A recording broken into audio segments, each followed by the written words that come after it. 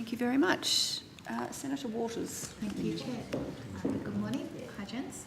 Just to stick on that theme, so can I just confirm that the Snowy Hydro project was something that you had been discussing with Snowy Hydro and appears before the Prime Minister's announcement in March? Yes, Okay. that is correct. Okay. And maybe I can just give you some context, Senator. In a world that has a lot more variable renewable energy, wind and solar, which we hope and expect it will, there's a very big need to have more flexible capacity.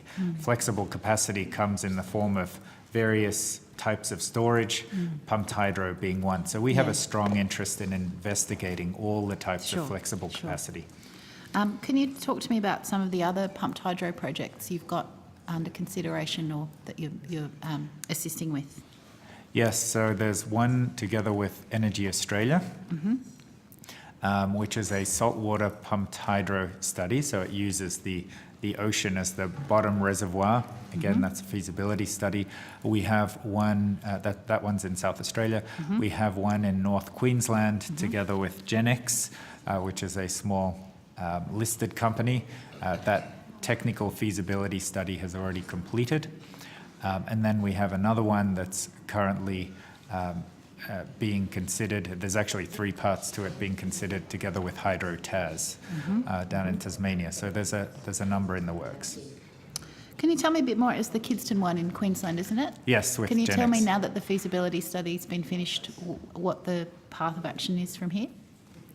Yes, I can, Senator. So and I might hand over to my colleague Ian Kay in a second, but at a very high level, it is technically viable and the commercial aspects are now being worked on. Okay. What sort of timeframe are we looking at before the project could be deemed ready to proceed? It's probably the end of the calendar year or early next year. Okay. Okay, great. That's moving nice and quickly. Okay. Just on the cost for the Snowy Hydro. Sorry, I'm having trouble hearing the witness. Or myself think for that matter. On the cost of the Snowy Hydro project, the estimate, the reporting of the estimate is $1.5 billion to $2 billion. Where did that figure come from? Again, it came from Snowy Hydro, so it's probably a better question for them. Okay, look, I will take it up with them. Do you have any detail about the breakdown of that cost? We do have some breakdown, but I'd have to take that on notice. Okay. Again, I suggest that Snowy would be a better party to answer that. They're on next, so I'll ask them those questions. And can I just ask how the Snowy project fits with your new investment plan? Yes, thank you for that. We released a new investment plan earlier this month, and our first and most urgent priority is delivering a more secure and reliable electricity system. And so in the context of doing that with a lot more variable renewables, as I explained a moment ago, you need more flexible capacity. So pumped hydro is one form of storage that provides that flexible capacity. Batteries are another form. Demand management or load that can follow the supply of variable output renewables is another aspect. I expect that we'll actually need all of these different aspects to having a complete solution. By complete solution, I mean one that is very high penetration renewables. Yes, thank you. All right, well, since we've started talking about that investment plan, I'm particularly interested in the plan to drive down cost of utility scale PV. Can you tell us where the scale of costs are for renewables at the moment and where you want it to get to?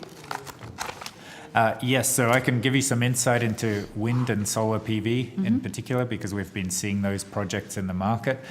So if you wanted to buy the offtake from a wind farm, the electricity from a wind farm over a number of years, say to 2030, it would cost you between $50 and $60 a megawatt hour. Those same numbers for a solar farm are between $70 and $80 a megawatt hour. That's come down dramatically, both of those in just the last year or so. And a lot of the PV one has to do with ARENA's large-scale solar round, which really got some volume and bidding activity going in the market. Yeah.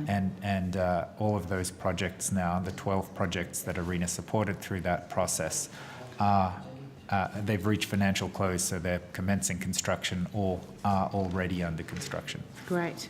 So your role has been not only to stimulate these projects, but then that has had an impact on the cost of the projects for all of us. Yes, and in fact, the large-scale solar projects are now, like wind projects, happening on their own without support.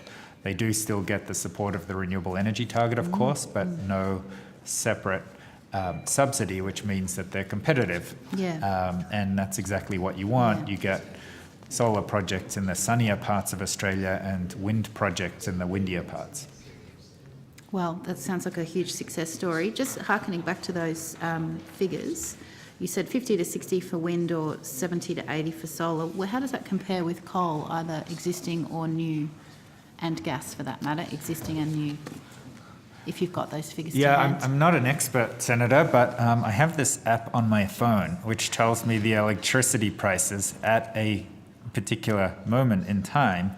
So Are we in peak period at the minute? Probably just. I doubt it, but I can tell you that right now the electricity prices range from the low 80s up to $112 in the various NEM states. So all of the prices right now, and in fact the average prices over the last year or so have been above those numbers that I've quoted.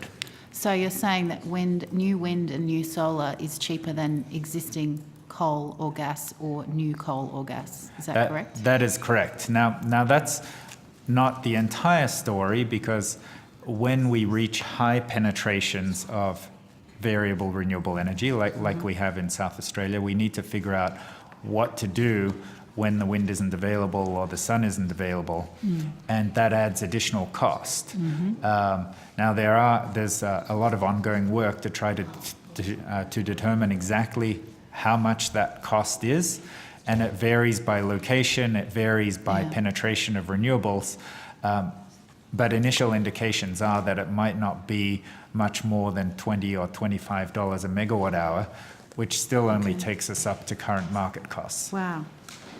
And hence, of course, your investigation into those more flexible storage options that you mentioned before. It's critical. Yeah.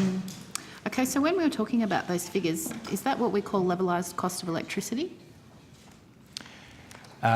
Yes, so normally levelized cost of energy or electricity is calculated on a particular technology. So then you add an additional cost for balancing if it's needed. And so people talk about the levelized cost of balancing, which is highly variable depending on the particular situation. But places like Queensland, like New South Wales, WA, that have relatively low penetration of renewables, you can rely on those numbers that I gave you before, 50 to 60 and 70 to 80 and coming down, as the actual cost, because you don't have to worry about the cost of integration when you have a lot of hydro or a lot of fossil fuels that are still available in the grid. I understand. So levelised cost of electricity applies when you've got a deeper penetration of renewables, because you've got to factor in those storage options. You need to add the cost of balancing. Okay. So there's a total cost. You can come up with a total levelised cost. So what is that total levelised cost for utility scale PV at the moment? Well, it depends on the particular location, Okay. the particular level of penetration. Okay. But as I said, initial indications are that it might be on the order of the 70 to 80 that I mentioned Plus before, the 20 plus or the 25. roughly 25. Okay, thank you. That's nice and clear. So it's all sounding very positive. Can I just finish off with some questions about solar thermal in Port Augusta? The budget committed $110 million of equity to a solar thermal project at Port Augusta, but doesn't specify precisely which one. What process will ARENA seek to run to administer that money? And what's the timing of that process? And will CEFC have a role in that? Yes, very happy to answer all of those, Senator. We work closely with the Clean Energy Finance Corporation on any large projects like this. So our expectation is that the CEFC might be able to provide some debt, for example.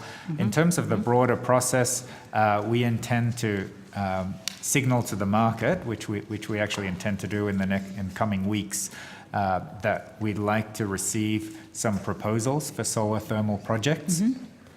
And that certainly could include solar thermal project in Port Augusta.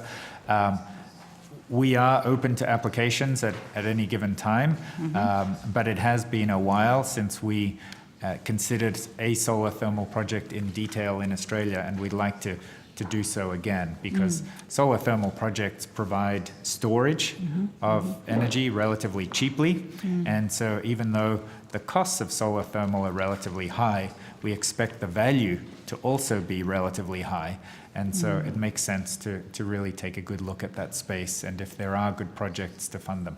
Okay. Why is it that it's been a while since you've looked at solar thermal? We simply haven't received any applications. Okay. Do you have any sense of why that might be? Maybe I'll call on my CFO who oversees this part of ARENA.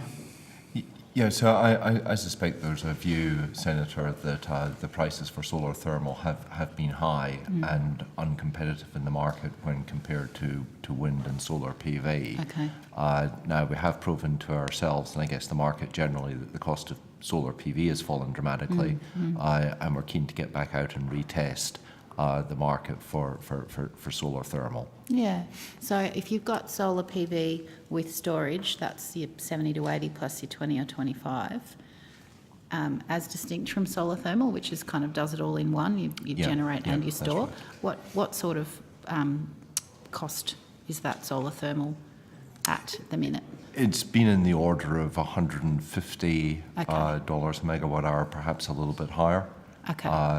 But as I say, there have been developments of solar thermal plants on a global basis, and including some cost reduction, and keen to see if that can be replicated here. Yeah, it's interesting because obviously a few years ago everyone thought solar thermal would be the way to do it, but of course the cost of batteries and that flexible capacity that you talked of has clearly come down so much that it's now, when you add that onto wind and solar, it seems that that's actually a better way to go. But we should look at all of these things by the look.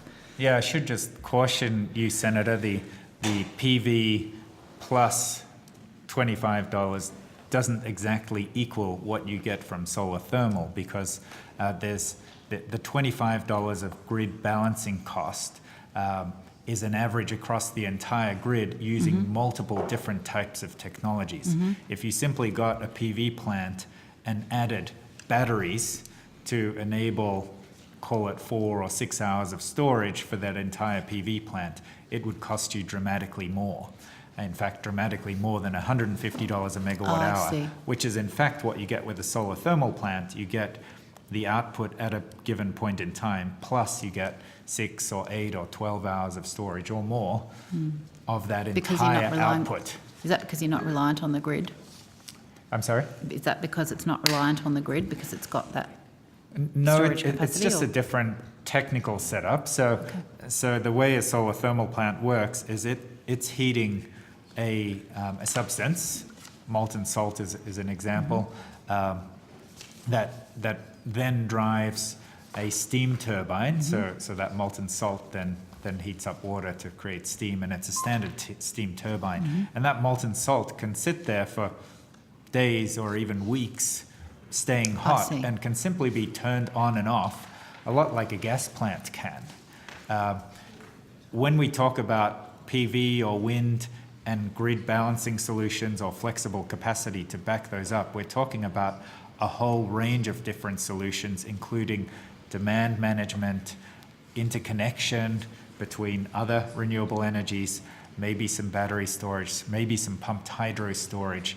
And so it's not the same as being able to turn something on and off. You may end up across a whole grid getting the same level of reliability, but it's just difficult to compare those exactly. A few more minutes, Chair. Senator Waters, just want to get a time indication, Yeah, because you said 10 minutes, it's about- now been 15, so I'm just trying to manage. I did ask for 15. I've got about 3 more minutes. That's fine. You take us through then until the morning tea break at 1:45. All right, thank you. So can I just double check, and thanks for running me through that process earlier as well as for that explanation that you've just given. Just back to the Port Augusta money, will the process be to support a single project, or will the tender be for potentially more than one project? No, well, we're open-minded as to that. We're certainly going to ask for expressions of interest in the first instance, and then that will allow us to shape the rest of the process. Okay. But we expect certainly early on it'll be very open Yeah. to both early stage projects, late stage projects, small, large, multiple, or just one. Okay. Now, does that 110 million of equity come out of your budget or somewhere else? It does not. It's and maybe I should ask the department to answer that. Joe, Deputy Secretary of Climate Change and Renewables Group. So that appropriation has been is actually to the department. Okay. So it's a separate appropriation from ARENA's budget. So does that mean it's is it additional money from the department, or is it from within the department's budget? It's additional funding sitting in the contingency reserve for Okay. if it is required, because I think that's the other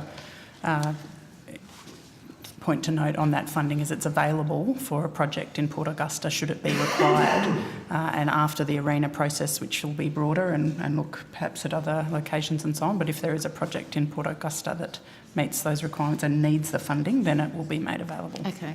So is it conceivable that that 110 might be in addition to other support ARENA could provide? Or would it mean that, would that be the limit of the project? Could you not kick in any more, for example? Our expectation is that we would run through a process and find the best project from ARENA's perspective, and if it meets value for money tests and there's a pathway to commercialisation and all of those usual things that mean it ranks highly on our merit criteria, then we would fund the Fund it as project, normal. Okay. and it may or may not require the additional funding from the government. Oh, I see. So you would have first port of call. It would be drawn from your budget first, and only if a top-up was required would you access the 110. Is that correct?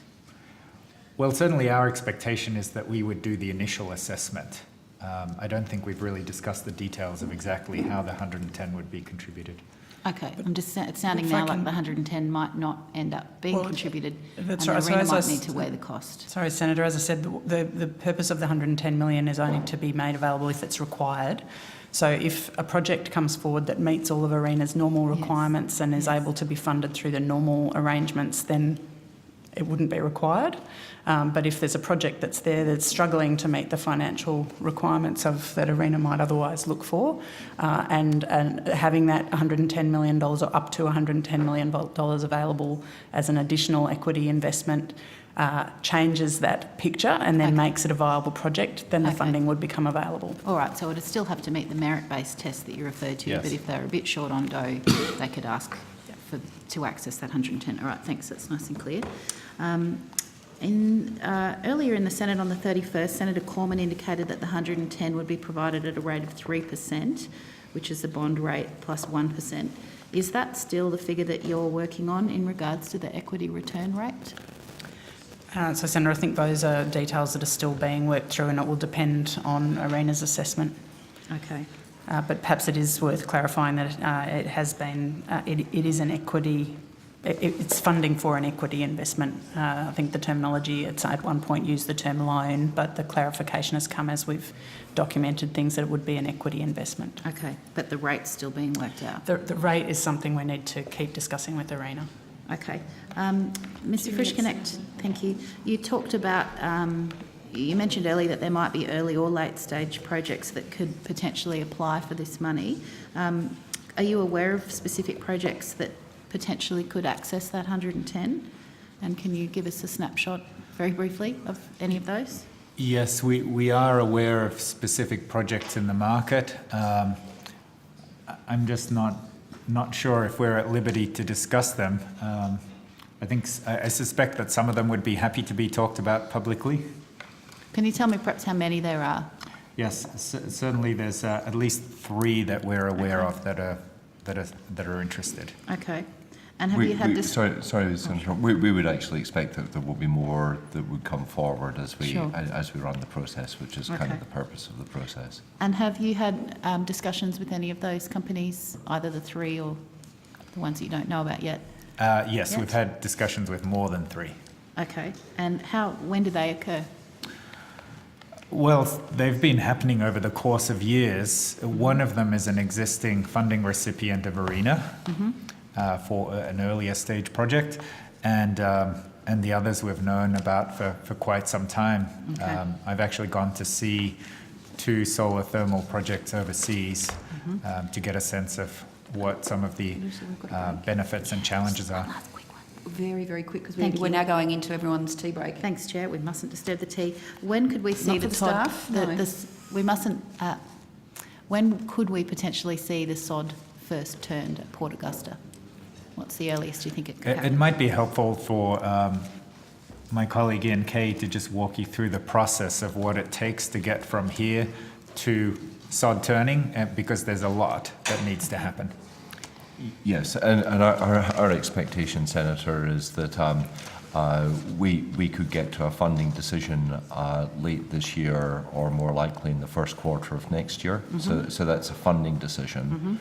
There will then be, and depending on how quickly assuming there is somebody who is able to build in Port Augusta or elsewhere, they will then have to do their environmental work. To the extent that they haven't commenced that already, they'll have to get their connection to the transmission line, which in itself is not a fast process. So assuming that we got to a funding decision in the first quarter of next year, it would be towards the end of 2018. It would take them roughly a year, would be my guess, to pull together their construction contracts, to pull together their financing, to complete their environmental work, and as I say, get the connection agreement in place. Thank you very much, Mr. Kay. We're Thanks going to have very the much. committee now